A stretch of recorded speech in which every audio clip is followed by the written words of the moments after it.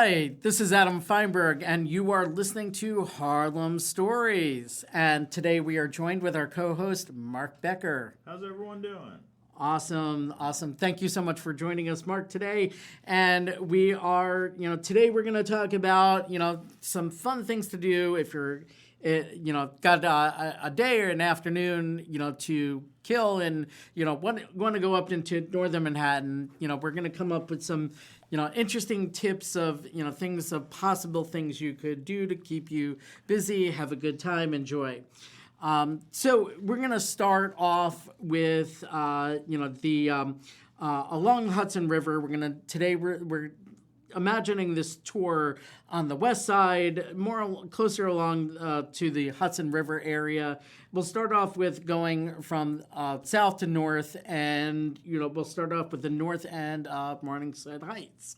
In that, we've got our first stop for this theoretical tour afternoon day of fun uptown, Socorro Park and Grant's Tomb.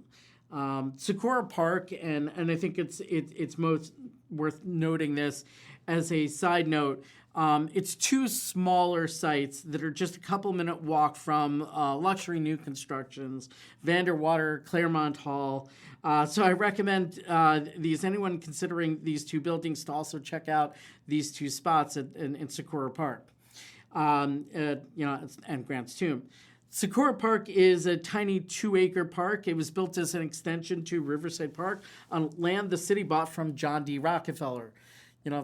You go back to a lot of these sites in New York City, Rockefeller donated a lot to New York City. The park was renamed Socorro Park, Socorro meaning cherry blossom in Japanese, for the more than 2,000 cherry trees presented as a gift from the Committee of Japanese Residents of New York as part of the Hudson Fulton celebration in 1909, which actually commemorated the 100th anniversary of Robert Fulton's steam-powered boat on the Hudson River and the 300-year anniversary of the Henry Hudson's discovery and exploration of the area. Many of the original trees that were being shipped over from Japan, they went down with the boat from Japan during a storm, and unfortunately that did not happen. But ultimately, there was a new shipment of trees that arrived in New York City in 1912, planted in both Riverside and Socorro Parks. Typically, the best time of the year to visit Socorro Park is going to be early April when the cherry trees blossom, and it's only about a 2-week window to view. So the second site that's just about a block away or so, not even, is Grant's Tomb. It's General Grant's National Memorial. It's located at Riverside Park around 122nd Street. The architecture is absolutely amazing, neoclassical, modeled after the mausoleum of Halicarnassus in Turkey. It's two rows of thick Doric columns at the front of the memorial, topped with a huge round cupola. The intricate carvings and paintings depicting crucial monuments during the Civil War are drawn stunningly beautiful. And the tomb itself is in the basement where Ulysses S. Grant and his wife permanently rest. So the common question that you always hear in trivia, who's buried in Grant's tomb? Well, it's Grant and his wife, Julia. So there's also a visitor center across the street from the National Parks Department, and they'll help answer any question. Absolutely stunning, architecture and paintings. Definitely worth stopping in if you're touring for a day. It's not a long trip, but certainly absolutely beautiful. Something interesting to see. Yep. Going just a few blocks north over there is Viaduct Valley, which is part of Columbia's new campus in Manhattanville, called Viaduct Valley because of the Riverside Drive Viaduct, and this is beneath it. Stunningly beautiful, and actually captured in so many TV and movie and commercials. So you'll see a lot shot over there, in terms of film. So if you're walking along Riverside Drive from Grant's Tomb along Riverside Drive the roadway begins to feel a little bit more like highway, and you're on an elevated stretch from 123rd to 135th Street looking down and east. You'll see Columbia's new campus expansion, which is the Manhattanville campus. And we've talked about that in episodes previously over here. But in case you haven't heard those episodes, Columbia purchased much of that land in Manhattanville west of Broadway, approximately 20 acres. So rather significant for Manhattan. You'll see all the new buildings in the first phase of their new campus have either been completed or currently under construction. And Columbia hasn't yet announced what they plan on doing with phase 2, as much of the land still hasn't yet to be redeveloped. And what we've seen over here, it was phase 1 was 5 original buildings. They kind of added that residence on 125th and Broadway, the corner over there where the drive-up McDonald's used to be. Yeah. Well, apparently there will be a McDonald's in the new building, but it's not going to have the drive-through anymore. So still only a couple There go the property values. Yeah. No drive-through, no dice. There's only a few drive-throughs remaining in Manhattan, and I think most of those... Are there any? Yeah, there's at least a McDonald's drive-through in the 130s on Adam Clayton Powell. Oh, yeah, I know that one. Yeah, it's near the Rennie, but I think it's like a block or two south, if I remember correctly. Yeah, I actually know exactly where it is because our nanny lives up there. It's 140th and I want to say 140th and Lenox. It would definitely be Adam Clayton, but maybe you're right on the 140th part. Yeah, you're probably right. Yeah. Well, that's just a block over Adam Clayton. Yeah, right? yeah. Yeah, there you go. So, there's at least that one. I'm not quite sure. I think there was at least one other. I just can't remember off the top of my head. But drive-up fast food places in Manhattan are almost entirely gone. Few and far between. Yeah, exactly. So Columbia going back to Columbia, even though they're putting the McDonald's back in place. That is all that we know about that. Phase 2, there's still a lot of undeveloped land over there. They haven't announced publicly what they plan on doing with that. And we'll probably talk a little bit more about some of Columbia's plans in future episodes as well as a past episode.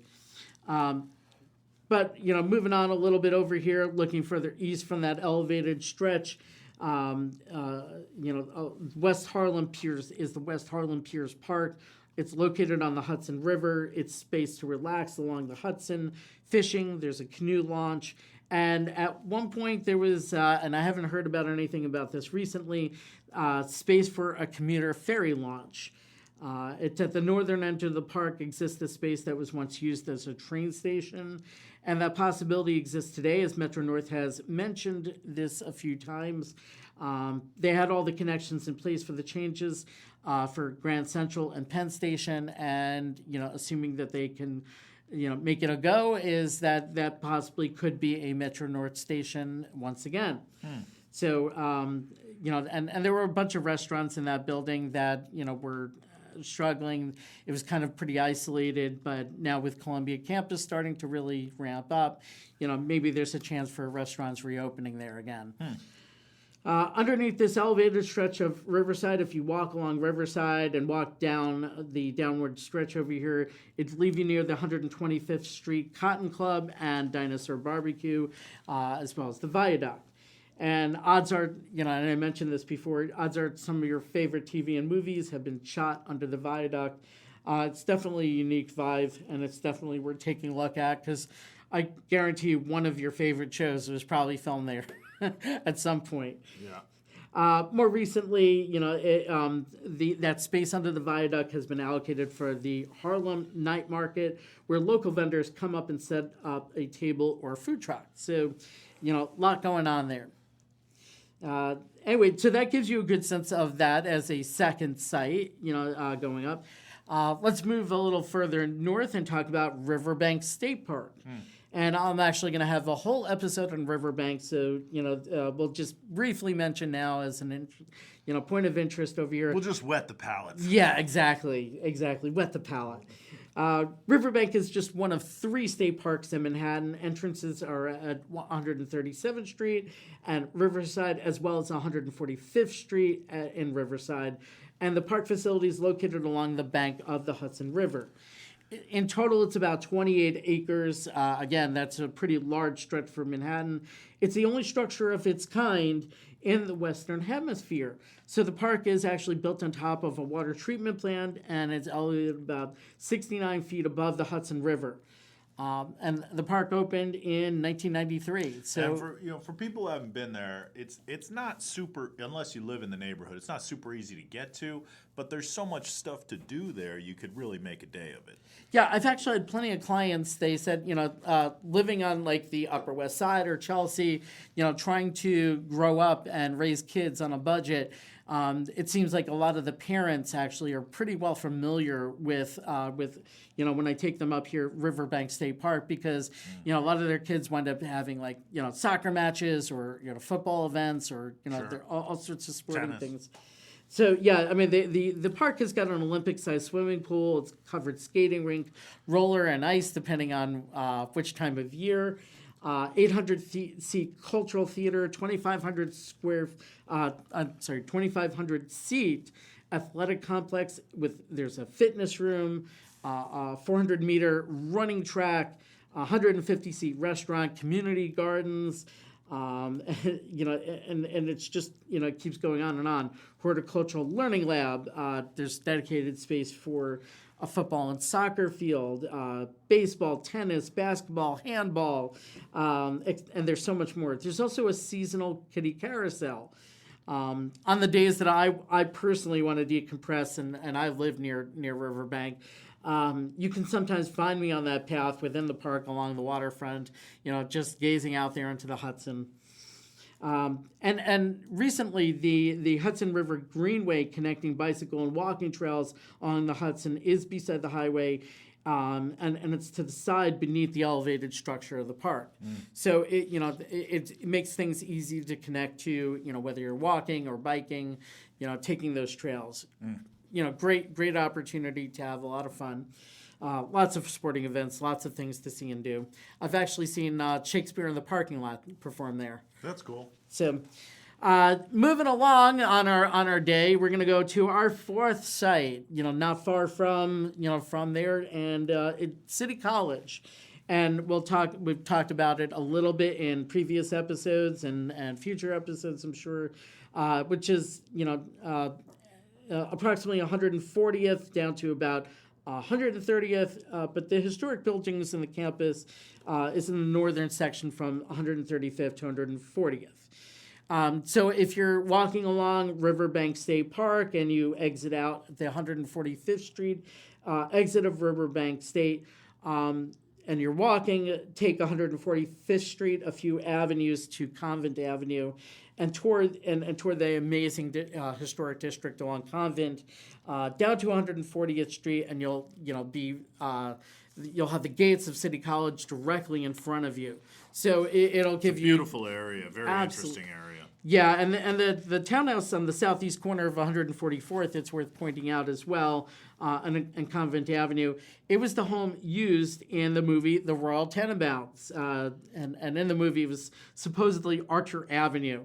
And from what I understand, some of the behind the scenes editorial that they were discussing the movie is actually they didn't have a script for the movie until they actually found the house, and they centered the script around the house.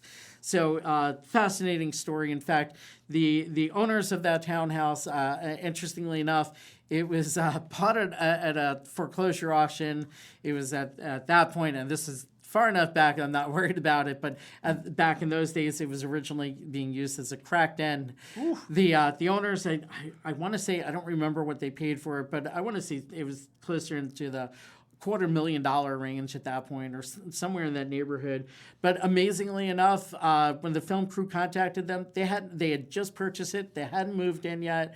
So when the film crew contacted the new owners, they agreed to do this, and the revenue that they took in from offering the house for filming almost paid pretty much entirely for the house. So, they got lucky. Today, last I heard, it was being used as an art gallery. The owners are artists, so they were using it that way. But walking around, just going a few blocks more south, walking around the College's city campus, the stone was all hyper-local, and it was taken from the excavation of the New York City subway system. Recently released episode you can enjoy, just walking around the campus, and there's more than 1,000 gargoyles and grotesques sculpted into the facade of the buildings. Gargoyles. And there is a difference between them. Gargoyles are the ones that are actually used as a real put-to-work feature on the exterior. They're meant to drain water away from the building, whereas grotesques are just simply beautiful architectural detail. They're not grotesque. No, they're not. Actually, some are, some aren't. But it all depends, and that's an interesting component of what you look at over at City College. Yeah, so, the grotesques are just purely ornamental. And I know there was this movie scout that used to live in New York. I don't think he, lives here anymore. But he called the campus Hogwarts of Manhattan, which I think is a very fitting space. And TV shows often label the campus as the fictional Hudson University, where there's always some sort of crime. Or I think in a couple of the shows, it's just used as a substitute for Columbia. Might be just easier to film. Makes sense. So, City College, it's been the alma mater to more Nobel laureates than any other school. In its prime, and I want to say roughly around the 1950s or so, maybe the 40s included over there, kids that were admitted to Harvard waited until they received a letter from City College. That's how prestigious the school was. Today, there's been recently added medical program and 2 new science center buildings, and it's just a couple avenues away from Columbia's new science center. So, certainly one of the reasons why I considered buying, in Upper Manhattan was, I saw that, City College was, at that point it was just plans. Now it's reality. But City College was, was planning spending about $600 million adding these 2 new science centers. And then, you had Columbia, looking to spend $6 to $7 billion into the area. And I was thinking, like, this is kind of reminding me of what happened over at MIT when they expanded their campus and they added all these biotech research companies and incubators, to the space. And that's exactly what's happened here is you've had Harlem Biospace that has been expanding in the area, and the Tasty building nearby as well. That's going to be a whole biomedical research facility. So, yeah, I was kind of right call on that, and I think, anybody that's considering these areas, it gives you, some additional thought of, like, all the investment that's happening up here.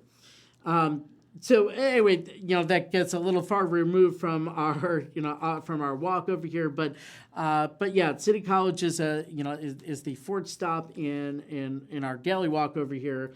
And, since we're nearby, stop number 5, the last one for the day before maybe you head, back, further south or other areas, outside of the city perhaps.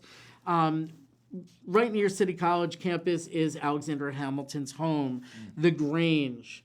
We're walking backwards slightly to Convent and 141st Street, walking east down the hill about a block or so roughly. This is now the second time the house has moved, and it was moved in 2008 into St. Nicholas Park from around the corner on Convent Avenue.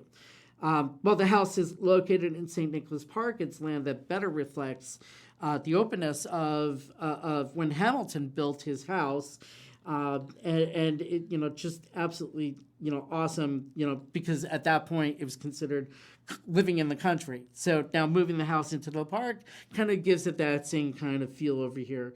The original location was somewhere around 310 Convent Avenue and 143rd, maybe a little further a little further west on Convent.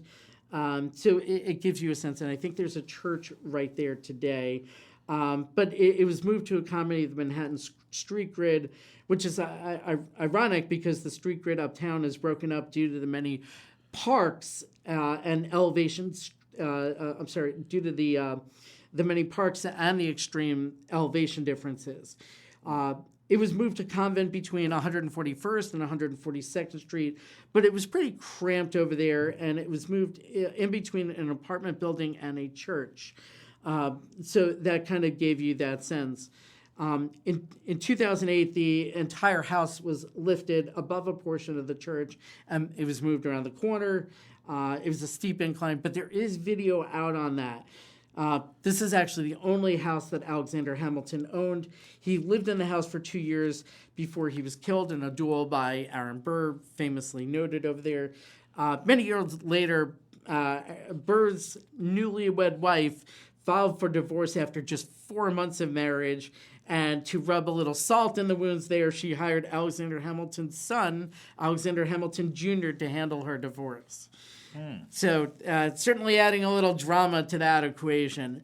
But I think funny how these things come full circle. Yeah, exactly. These things are kind of crazy, and especially when you look how small these social circles were back then. Not that it's so wide today, because in Manhattan, it's so easy to find how we're interconnected to each other. But all right, great. So that gives you, a kind of a cool day of a walking tour, and things of, 5 things to do in Upper Manhattan if you want to spend a day out. Thank you for joining us at Harlem Stories, and we hope that you'll stay tuned for additional episodes. All right. Thanks, Bye. Adam.